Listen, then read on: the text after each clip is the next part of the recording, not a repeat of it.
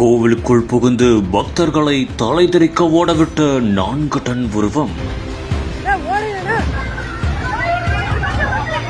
கோவிலுக்குள் நுழைய நுழைய அலறி அடித்துக் கொண்டு ஓடிய பதை பதைக்க வைக்கும் காட்சி.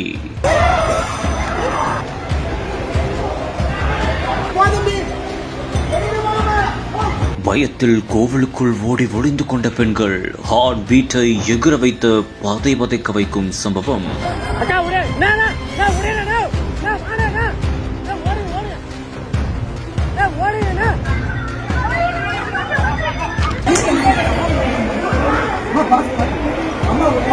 கோவை அடுத்த மேற்கு தொடர்ச்சி மலை அடிவாரத்தில் பூண்டி வெள்ளியங்கிரி ஆண்டவர் கோவிலில் ஒற்றை காட்டு யானை ஒன்று உணவு தேடி உள்ளே நுழைந்துள்ளது. மேலும் அப்போது தரிசனம் செய்ய சென்ற பக்தர்கள் அதை பார்த்ததும் அலறி எடுத்து ஓடியுள்ளனர். மேலும் அது கோவிலின் ஒரு பகுதிக்குள் நுழையவே மற்றொரு பகுதியில் இருந்து பக்தர்கள் தலைதெறிக்க ஓடியுள்ளனர். மேலும் ஒரு சில பெண்கள் பயமாயிருக்கு என்றும் ஓடி ஒளிந்து கொண்டனர். இதையடுத்து கோவிலுக்குள் அந்த யானை அங்கும் இங்கும் சுற்றியதால் பெரும் பரபரப்பான ஒரு சூழல் ஏற்பட்டது.